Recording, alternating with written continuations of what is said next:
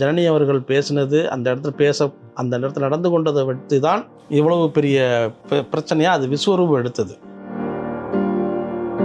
மனோஜ் இருக்கும்போதே அவரை சரியாக அவங்க ட்ரீட் பண்ணலை அப்படிங்கிற அந்த ஒரு வருத்தம் அவங்களுக்கு இருந்ததாக சொல்கிறாங்க. அது முழுக்க முழுக்க தன்னுடைய தகப்பனாரை பக்கத்தில் இருந்து பார்த்து அவருக்கு வேண்டியதை சமைத்து போட்டு அவரை கண்ணும் கருத்துமாக கவனித்து கொள்ள வேண்டிய இடத்தில் இருப்பவர் மருமகள் தான். மரண செய்தி கேட்ட பிறகு நீங்கள் ரொம்ப நாளுக்கு அடுத்த நாள் வர்றது அப்படிங்கிறதுல ஏற்றுக்க முடியாது. அதை இவங்க செய்திருக்கக்கூடாது, அந்த நான் செய்திருக்கூடாது. 10 கோடி மிஞ்சி போனால் 10 கோடி ரூபாய், அதில் 15 கோடின்னு வச்சுக்கோங்களேன், அவ்வளோ கடன் இருக்கும். திரு இசைஞானி இளையராஜா அவர்கள் இந்த மாதிரி உனக்கு கடன் இருக்குன்னு நான் கேள்விப்பட்டேன், நீ என்ன கடன் இருக்கோ அதை நீ ஒரு கச்சேரி நடத்தி அதை நம்ம சரி பண்ணிக்கலாம், அதை சரி பண்ணி கடன் அடைச்சிட்டு நிம்மதியாயிரு அப்படிங்கிற யோசனையும் அவர் சொல்லியிருக்கிறதாக ஒரு நம்மக்கிட்ட சொன்னாங்க. அதையும் அவர் தட்டி கழிச்சிருக்காரு. பாரதிராஜெல்லாம் இன்னும் அவர் 20 ஆண்டுகளுக்கு 30 ஆண்டுகள் 10 ஆண்டுகளுக்கு மேலே இருந்திருக்கணும். அவர் அப்படி இல்லாமல் போனதுக்கு இந்த மாதிரியான மன பிரச்சனையும் மனோஜின் திடீர் மறைவும்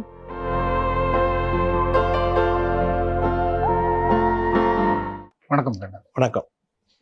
இயக்குனர் பாரதிராஜாவோட மரணம், அதை ஒட்டி அவரோட ரசிகர்கள் அவங்க குடும்பத்துக்கு ஏற்பட்ட ஒரு கவரமான நிகழ்ச்சிகளுக்கு நடுவில் வேறு விதமான பல்வேறு தகவல்கள், ஒரு குடும்பத்துக்குள்ள சொத்து சண்டை, அது மாதிரி தகவல்கள்லாம் ஒரு வேறு விதமாக அதை டைவெர்ட் ஆகிடுச்சு. அதை பற்றி நம்ம கூட பேசியிருந்தோம். அந்த நேரத்தில் இதை பற்றி பேசணுமா அப்படின்னா கூட நீங்கள் கேள்வி எழுப்பியிருந்தீங்க. இதுக்கு நடுவில் மனோஜ்குமார் பாரதிராஜோட உறவினர் அவர் சில விளக்கங்கள் கொடுத்துருக்காரு. உண்மையிலேயே குடும்பத்தில் என்ன நடந்தது, அந்த இறுதி சடங்கு நிகழ்ச்சிகள் அப்போ நடந்ததெல்லாம் என்ன வெளியே என்ன மாதிரி தகவல் வந்தது அப்படிங்கிறதுக்கான விளக்கங்கள் கொடுத்துருக்காரு. அது என்னன்னு பார்க்கறதுக்கு முன்னாடி மேலே இந்த மனோஜ்குமார் யார் அப்படிங்கிறது. திரு மனோஜ்குமார் அவர்கள் பாரதிராஜா அவர்கள் மனைவியின் தம்பி. அவர் கிட்டத்தட்ட ஒரு 23-64 படங்கள் எடுத்திருப்பார்.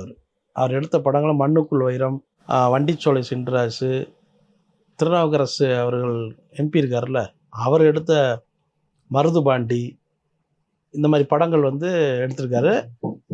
எல்லா படங்கள்லையும் சமூகத்தில் இருக்கிற பிரச்சனைகளையும் சர்ச்சையான விஷயங்களையும், இப்போது விதவை மறுமணம் பண்ணுறது, இதெல்லாம் இந்த மாதிரி படங்களில் அவர் மனோஜ்குமார் அவர்கள் சொல்லியிருக்காரு. அவர் இந்த படங்கள் எல்லாமே ஓரளவுக்கு அவர் ஒரு நல்ல படங்களாகவே இருந்தது. அவருடைய படங்களை பெரும்பாலும் பாடல்கள் நல்லாயிருக்கும். மண்ணுக்குள் வைரதா மனோஜ்கியான், இளையராஜா, இந்த மாதிரி வித்தியாசமான மியூசிக் டைரக்டர்ஸு, வண்டிச்சோலை சின்ராஜில் சத்யராஜ் கவுண்டமணி அவங்களோட காமெடியே சூப்பராக இருக்கும். கவுண்டமணி காமெடியாக கூட சொல்லுவார், அந்த படத்தில் வன்முறை காட்சிகள் அதிகமாக இருக்கும்.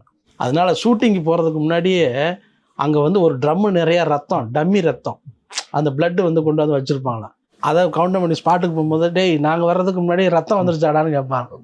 ஸோ அந்த அளவுக்கு அந்த படத்தில் அது ஒரு ஏரியாவில் நடக்கிற கதைங்கிறதுனால அதில் மனோஜ்குமார் இந்த மாதிரியான ஒரு ரொம்ப அக்கறையோடு பண்ணுற ஒரு இயக்குனர். அவர் இப்போ இருக்கிறவங்களுக்கு அவரை பெரும்பாலும் தெரியாமல் இருந்தாலும் அவருடைய படத்தோடைய பாடல்கள் ரொம்ப ஹிட்டான பாடல்கள் தான். இப்படி மனோஜ்குமார் அவர்கள் அவருடைய குடும்பத்தில் இருந்த பாரதிராஜா அவர்களுடைய உறவு இதில் இருந்தாலும் அவர் கொஞ்ச நாள் வெளியில் விலகி தான் இருந்தார்.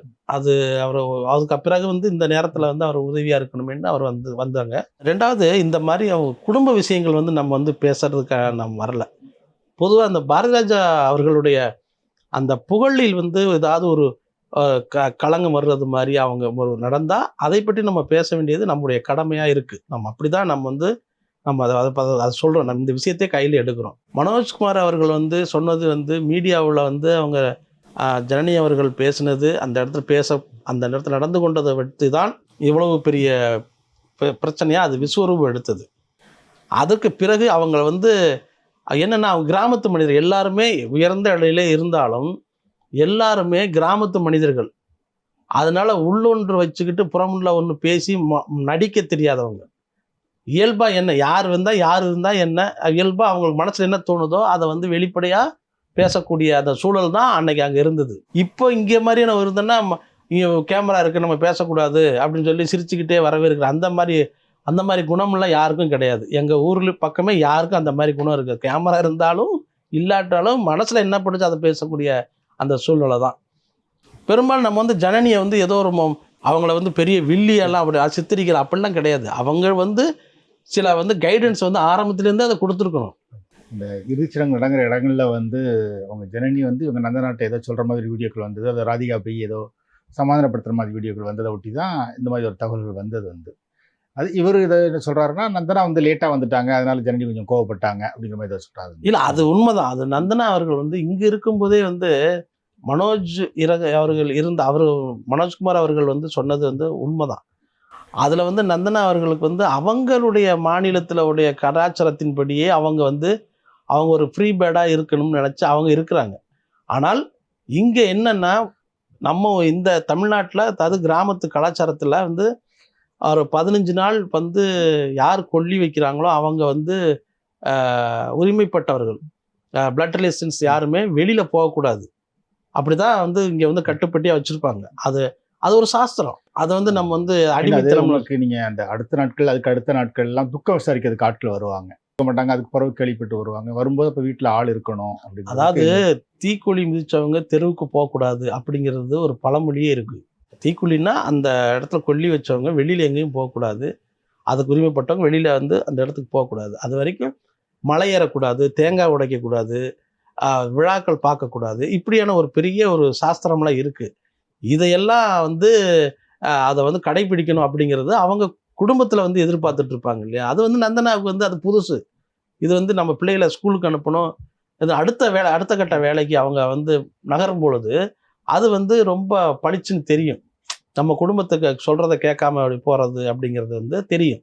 அப்படி தெரிஞ்சதுனால தான் வந்து இவங்க எல்லாம் மன வருத்தப்பட்டது, ஜனனியும் மன வருத்தப்பட்டு அவங்க பேசினது. ஆனால் நந்தனா அவர்கள் வந்து மனோஜ் இருக்கும்போதே வந்து அவரை வந்து சரியாக வந்து அவங்க ட்ரீட் பண்ணலை அப்படிங்கிற அந்த ஒரு வருத்தம் அவங்களுக்கு இருந்ததாக சொல்கிறாங்க. அது வந்து இப்போ என்ன சொல்கிறது, அவங்க இவர் எல்லாமே மனோஜையே பார்த்துக்கிட்டு இருந்தாலும் மனோஜ் கேட்ட சில விஷயங்கள் வந்து வந்து அதுக்கு சரியான ஒரு வழிகாட்டுதல் இல்லாத ஒரு சூழ்நிலை வந்து அப்போ இருந்தது. அதை வந்து திரு பாரதிராஜா அவர்கள் வந்து அப்போவே நீங்கள் சரி செய்து வச்சிருக்கணும் அப்படிங்கிறது தான் இப்போ எல்லாருடைய கருத்துமாக இருக்குது.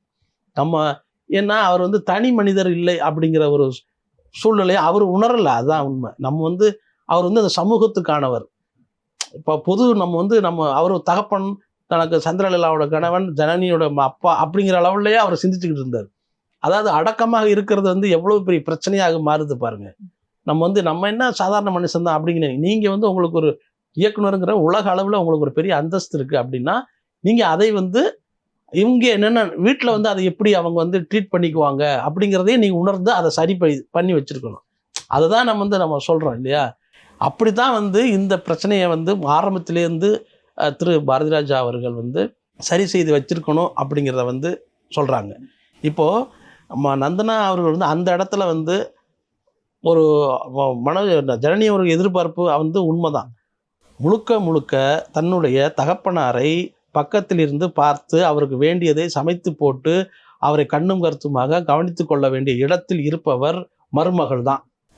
அந்த மருமகள் வந்து நந்தனா அவர்கள் அதை வந்து செய்ய தவறிவிட்டார் அப்படிங்கிறது தான் நம்மளும் அது அப்படி தான் பார்க்குறோம். ஆனால் ஒரு மனோஜ் என்கிற மனிதனின் மரணத்திற்கு பிறகு, அது நண்புடைய மரணத்துக்கு பிறகு அது என்ன நடக்குது அப்படிங்கிறத தான் நாம் பார்க்க வேண்டியிருக்கு. இவங்க அந்த அவ்வளவு பேர் இருந்திருக்காங்க, அவரை பார்த்துக்குவாங்கன்னு அப்படின்னு தான் அவர்கள் நினைத்திருக்கலாம் இல்லையா. இல்லை, பாரதிராஜாவோட மனைவியே இருக்காங்க. இல்லை, அவங்க இருக்காங்க. ஆனாலும் வந்து அவருக்குன்னு அவர் வந்து உடல்நிலை சரியில்லாமல் இருந்தாலும் டைரக்டர் பாரதிராஜா அவர்கள் அவருடைய பிரைவேசியை வந்து அவர் வந்து மெயின்டைன் பண்ணார். அப்பவும் மெயின்டைன் பண்ணார். அது யார் பார்க்க வந்ததுன்னா யார் வர்றாங்க என்னங்கிற கேட்டுட்டு தான் அலோவ் பண்ணுறாங்க.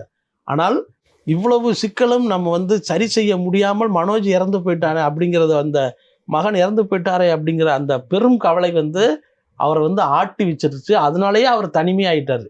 யார் நமக்கு வந்து சாப்பாடு போடுறாங்க, யார் நமக்கு வந்து டீ காப்பி கொடுக்குறாங்க, யார் நமக்கு மருந்து எடுத்து கொடுக்குறாங்க, எந்தவித அவருக்கு வந்து பிரங்கையுமே கிடையாது. ஸோ அப்படி வர சூழலில் நந்தனா இருந்தால் என்ன, இல்லைன்னு வேற ஒருத்தர் இருந்தால் என்ன அப்படிங்கிறதுனா அவங்க யோசிப்பாங்க. இப்போ வந்து அவர் ஒருவேளை அவங்க சேத்பட்டுடைய வீட்டில் பாரதிராஜா அவர்கள் வந்து அங்கேயே தங்கி இருந்திருந்தாருனால் அதை வந்து நந்தனா அவர்கள் வந்து அவங்க பார்த்துருப்பாங்க. ஏன்னா அவங்களுக்கு ஒரு ப்ரைவேசி தேவைப்படுது. ஆரம்பத்துலேருந்து ஒரு குடும்பத்தில் ஒரு பொண்ணு வாழும் பொழுது அது வந்து ஒரு ஒரு வித்தியாசம் தெரியாது. ஆனால் திடீர்னு ஒருத்தர் ஒரு சூழலை எடுத்துக்கொண்டு வைக்கும் பொழுது அவங்களுக்குன்னு ஒரு உள ரீதியான ஒரு உளவியல் சிக்கல் ஒன்று வரும்ல. அந்த சிக்கலை வந்து நந்தனா சந்திச்சிருக்காங்க. அதுதான் நம்ம வந்து ஜனனி அவர்களுடைய கோபப்படுறதுலேயும் ஒரு நியாயம் இருக்குது. நந்தனா அவர்கள் இப்படி விலகி நின்றதுலேயும் ஒரு நியாயம் இருக்குது. ஆனால் மரண செய்தி கேட்ட பிறகு நீங்கள் வந்து ரொம்ப நாள் அடுத்த நாள் வர்றது அப்படிங்கிறதுல வந்து ஏற்றுக்க முடியாது. அதை வந்து இவங்க செய்திருக்கக்கூடாது, நந்தனா செய்திருக்கக்கூடாது. அவங்க அங்கே உள்ள பார்க்குறவங்க என்ன நினைப்பாங்க, மக இருக்குது, மருமக எங்கே, இப்படி தான் கேட்பாங்க. அப்போ எத்தனை பேருக்கு நீங்கள் பதில் சொல்லுவீங்க? நீங்கள் வந்து அங்கே வந்து மகள் ஆண் வாரிசு இல்லாட்டாலும் மகள்ங்கிற முறையில் அவங்க வந்து பெண்கள் வந்து நீர்மாலை எடுக்கிறது அப்படிங்கிறது வந்து தமிழ் கலாச்சாரத்தின்படி, கிராமத்து கலாச்சாரத்தின்படி அது வந்து இயல்பான விஷயம். அப்போ நீங்கள் அங்கே இல்லைங்கிற போது அது வந்து வீணான ஒரு கோபத்தை தான் ஏற்படுத்தும், மனத்தாங்களை ஏற்படுத்தும். அந்த பொறுப்பை வந்து நந்தனா வந்து உணர்ந்திருக்கணும். அப்படி உணராத போனதின் காரணமாக தான் அந்த வாக்குவாதமும் அந்த அந்த ஒரு ஒரு மோசமான ஒரு சூழல் நிகழ்வும் நடந்து போச்சு. பாரதி ராஜாவுக்கு நிறைய சொத்து இருக்குது, அந்த சொத்துகள் பிரித்து கொடுறதுல பிரச்சனை இருக்குது, பாரதி ராஜா ஒரு ஏற்பாடுகள் பண்ணாமல் போயிட்டார் அப்படிங்கிற மாதிரி தகவல்கள் தான் வந்துட்டு இருந்துச்சு. இப்போ மனோஜ்குமார் அதை பற்றி என்ன சொல்கிறார் அப்படின்னா, பாரதி ராஜா இருக்கும்போது அதுக்கான ஏற்பாடுகளை பண்ணிட்டாரு, 3 பாகமாக பிரிச்சுட்டாரு, மனைவிக்கு மருமகளுக்கு மகளுக்குன்னு பிரிச்சுட்டாரு. ஆனால் மற்றபடி இன்னொன்று வந்து எல்லாரும் சொல்கிற மாதிரி நிறைய சொத்துக்கள் அப்படிலாம் 1000 கோடி சொத்துக்கள்லாம் இல்லை, நிறைய கடன்கள் இருந்தது அப்படின்னு சொல்கிறார். அந்த கடன்கள் தான் மனோஜோட இறப்புக்குமே ஒரு காரணம். இப்போ என்ன மனோஜிக்கு வந்து ஒரு நிறுத்தணுங்கிறதுக்காக அவர் நடிகராக வைக்கிறதுக்காகவும் அப்புறம் பின்னாடி இயக்குனராகிறதுக்காகவும் நிறைய கடன்கள் வாங்கினார்னு சொல்கிறார். வந்து எந்த அளவுக்கு அது உண்மை? இல்லை, அது வந்து கடன்கள் இருந்தது வந்து முதல்ல வந்து பாரதி ராஜா அவர்கள் வந்து உரிமையில் நம்ம சொல்கிறோம். அவர் வந்து பெருசாக யாருக்கு வந்து வாரி வாரி பணத்தை வாங்கி கொடுக்குறவரெலாம் கிடையாது. அவருடைய பணம், அவருடைய உழைப்பு, அவர் தான் செலவு பண்ணிட்டு இருந்தார். யாருக்கும் வர்றவங்க போகிறவங்களுக்கெல்லாம் பார்க்குறவங்களுக்கு ஹெல்ப் பண்ணுறது அந்த மாதிரிலாம் கிடையாது. ஆனால் என்றைக்காவது அவர் வந்து மனம் வந்து அவருக்கு வந்து ரொம்ப தவிப்பில் இருந்ததுன்னா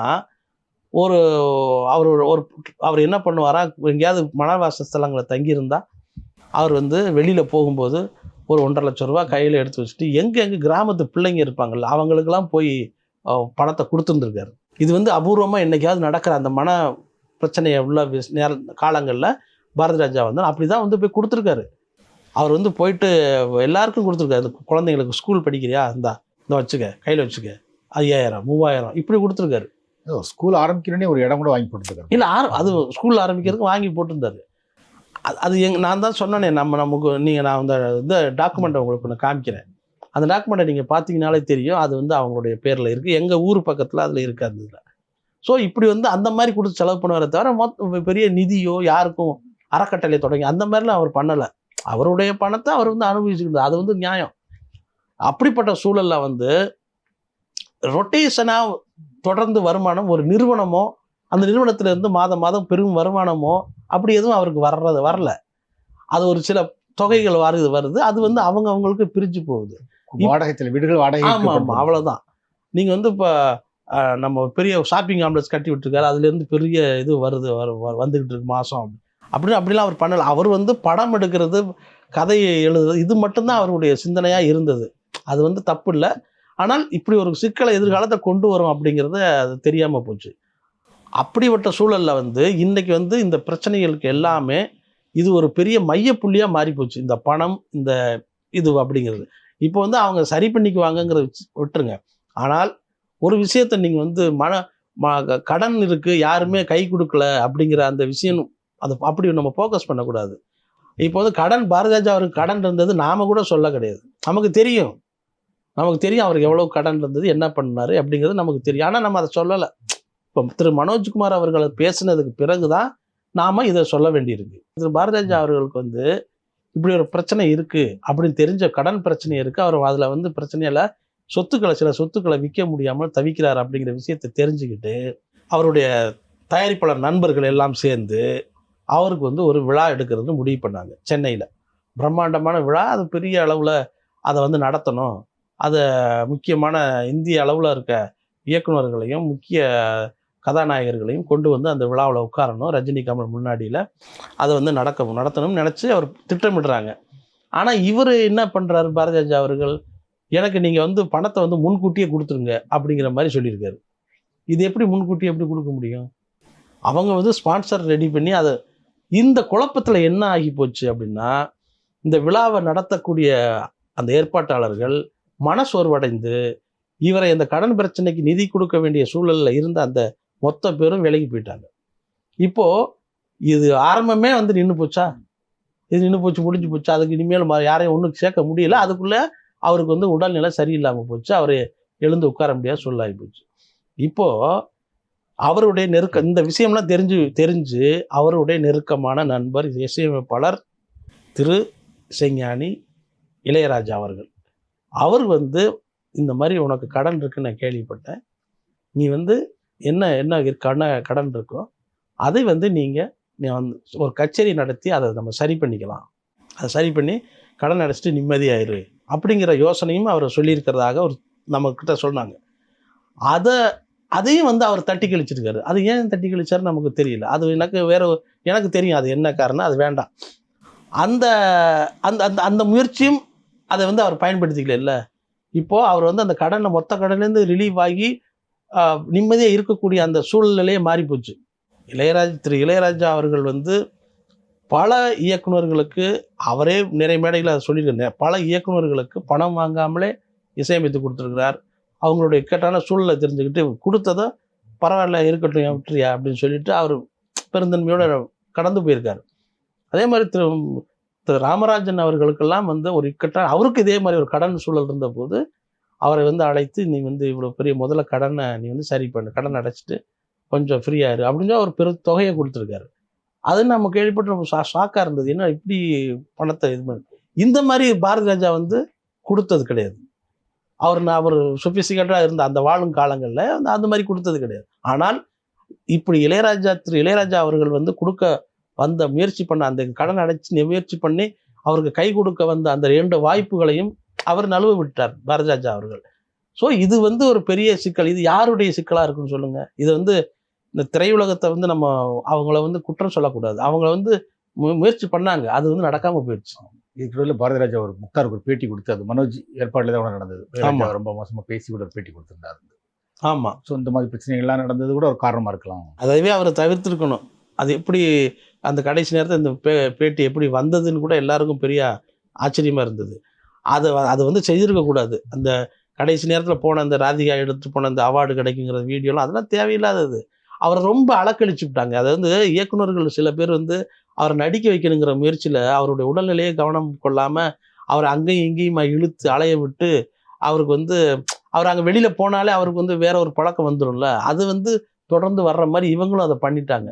அவரை வந்து உட்கார வச்சுட்டு ஒரு கதையை எழுதி என்ன ஸ்கிரிப்ட் என்னன்னு சொல்லுங்கள், திரைக்கதை என்னன்னு சொல்லுங்கள் அப்படிங்கிற மாதிரி வச்சு ஸ்பாட்லேயே கூட்டு போய், இன்னைக்கு சிங்கீதம் சீனிவாசரா அவர்கள் வந்து ஒரு படம் எடுத்திருக்காரு. அவருக்கு வயசு 92 வயசில் ஒரு இயக்குனர் வந்து ஆன் தி ஸ்பாட்டில் உட்காந்துக்கிட்டு அவர் வந்து ஸ்கிரிப்டோட வச்சு ஒர்க் பண்ணி ஒரு படத்தை எடுத்து படம் ரிலீஸ் ஆக போகுது. ஸோ இவ்வளவு ஆரோக்கியமாக இருந்திருந்த பாரதி ராஜா அவர்களால் அதை தொடர்ந்து கண்டினியூவாக செய்ய முடியாதுக்கு போனது இது மாதிரியான ஒரு சின்ன சின்ன பிரச்சனைகள் தான். அதெல்லாம் அவர் செய்திருக்கக்கூடாது. ஒரு இயக்குனர் என்ன படம் நடிச்சு தான் ஆகணும்னு என்ன அவசியமா என்ன? ஷியாம் பெனகலும் அவங்க சத்யஜித்டும் சினிமாவில் நடிச்சுக்கிட்டா இருந்தாங்க. அவங்க கடைசி வரைக்கும் இயக்குநர்களாக தான் இருந்தாங்க. இவருக்கு பணம் கொடுக்கணும்னு நினைக்கிற இளம் தலைமுறை இயக்குநர்கள் வந்து அதை நீங்கள் வேற மாதிரி பண்ணணும். அவரை கடன் பிரச்சனை தீர்க்கிற மாதிரி வேற மாதிரி இதை செய்யணும். அவரை நடிக்க வச்சு தான் நீங்கள் வந்து அதை வந்து தீர்க்கணும் அப்படின்னு சொன்னால் அது அவருடைய ஆரோக்கியத்துக்கும் கேடாகி போச்சு. அவருடைய பல சிக்கல்களை கொண்டு வந்து சேர்த்துருச்சு. ஆனாலும் அவர்கள் வந்து நல்லெண்ணத்தோடு நடந்துக்கிட்டாங்க. இளம் தலைவர் இயக்குநர்கள் வந்து அப்பாவை நடிக்க வச்சு அவருக்கு வந்து அவர் நம்ம படத்தை நடித்தாருங்கிற பெருமைன்னு அவரை டைரக்ட் பண்ணுங்கிற சந்தோஷம் வேணும் அப்படிங்கிறதுக்காக நடிக்க வச்சாங்க. ஆனால் சூழ்நிலை வந்து ஒத்து வரணும்ல. இன்றைக்கி சிங்கீதம் சீனிவாசரா அவர் நினச்சிருந்தா ஒரு பெரிய பெரிய சேனலில் உட்காந்து பேட்டி கொடுக்க முடியும். ஆனால் நானே கேட்டேன் அவர்கிட்ட, தம்பி நான் பேட்டி கொடுக்குற பழக்கம்லாம் இல்லை, நம்ம வந்து கதை எழுதுவோம், கதை பேசுவோம், நம்ம இது மாதிரியான ஒரு சூழல் தான் இருக்க விரும்புகிறேன் அப்படின்னு சொன்னார். இப்போ நீங்கள் வந்து படம் எடுத்து அவருடைய படம் ரிலீஸ் ஆக போகுது. நீங்கள் அவர் 92 வயசில் அவர் ரிலீஸ் ஆக போகுதுன்னா பாரதி ராஜாலாம் இன்னும் அவர் 20 ஆண்டுகளுக்கு 30 ஆண்டுகள் ஒரு 10 ஆண்டுகளுக்கு மேலே இருந்திருக்கணும். அவர் அப்படி இல்லாமல் போனதுக்கு வந்து இந்த மாதிரியான மன பிரச்சனையும் மனோஜின் திடீர் மறைவும், அந்த மறைவுக்கு பிறகு வந்து அந்த நடந்த வேண்டத்தகாத விரும்பத்தகாத சம்பவங்களும் இது பெரும் காரணமாக இருக்குது. அவர் தனித்து விடப்பட்டதுக்கு அவருடைய சூழ்நிலை தான் அவர் காரணமாக இருக்க முடியும். அதை வந்து சரி பண்ணியிருக்கணும். அதை வந்து அப்போவே முடிஞ்சு போச்சு, அந்த கதை முடிஞ்சு போச்சு. நான் சொல்கிறது, நந்தனாவை வந்து நம்ம ஓவராக அவங்க வந்து குற்றம் சாட்டவோ ஜனனி மீது குற்றம் சாட்டவோ இல்லை. ஆனால் நந்தனாவுக்கு பதிலாக மண் வாசனை முத்து பேச்சு மாதிரியோ 16 வயதில குருவம்மா மாதிரியோ ஒரு மருமக வந்திருந்தா, அதாவது தமிழ்நாட்டில் திருமணம் செய்யப்பட்ட மருமகள் வந்திருந்தா என்ன ஆயிருக்குன்னு பார்த்துக்கோங்க. சும்மா விட்டுருக்காது. அந்த மாதிரி ஒரு மருமக வந்திருந்தா, ஏன்னா எங்கள் ஊரோட இயல்பு அது. அது அந்த பொண்ணு சும்மா விட்டுருக்காது. நல்ல வேளை நந்தனா வந்து குடும்பத்தோட ஒட்டியும் ஒட்டாமலும் அப்படி ஒரு உறவை வந்து அவர் வச்சுக்கிட்டாரு. நாளைக்கு நீங்கள் பேசி வந்து அதை ஒன்றா வாழலாம். அதை வந்து அப்படின்னா ஒரு முரண்டு பிடிக்கிற பொண்ணாகவும் இல்லை. அவங்க வந்து ஒன்றா பேசி அதை கலந்து பேசி நல்லபடியாக வாழணும். அதுதான் முக்கியம். 2வது, பாரதி ராஜா அவர்களுடைய புகழை மேலோங்க செய்யவும் அதை வளர்த்தெடுக்கவும் நாம் வந்து மீடியாக்களும் நம்ம முயற்சி பண்ணுறோம். அதை விட அவரை பற்றின மற்ற பிற விஷயங்களை வந்து அவருக்கு இவ்வளவு கடன் இருந்தது, அதில் கடன் இருந்தது, அதெல்லாம் பற்றிலாம் வெளியே சொல்லாமல் இருக்கிறது தான் உண்மையிலே நல்லது. 10 கோடி மிஞ்சி போனால் 10 கோடி ரூபாய், அதில் 15 கோடின்னு வச்சுக்கோங்களேன், அவ்வளோ கடன் இருக்கும். ஆனால் நீங்கள் வந்து ஏஆர்எஸ் கார்டன் பக்கத்தில் இருக்கிற அந்த இடமும், அந்த முன்னாடி ஒரு 7 கிரவுண்ட் இடமும், அந்த பில்டிங்கும் இருக்கே, அதை வச்சுட்டு நிம்மதியாக நீங்கள் விற்றுட்டு நீங்கள் இருக்கலாம்ல. நீங்கள் இந்த விதை தான் விற்கணும் அப்படின்ல. அதை வந்து நீங்களே அதை பார்த்து அதை நந்தனாட்ட போல பேச்சுவார்த்தை நடத்தி நீங்கள் அதை சரி பண்ணி நிம்மதியாக வச்சுருந்துருக்கலாம். ஆனால் நீங்கள் அதை வைக்க முடியாத போச்சு. அது ஒரு பெரிய பிரச்சனையாக இருக்குல்ல.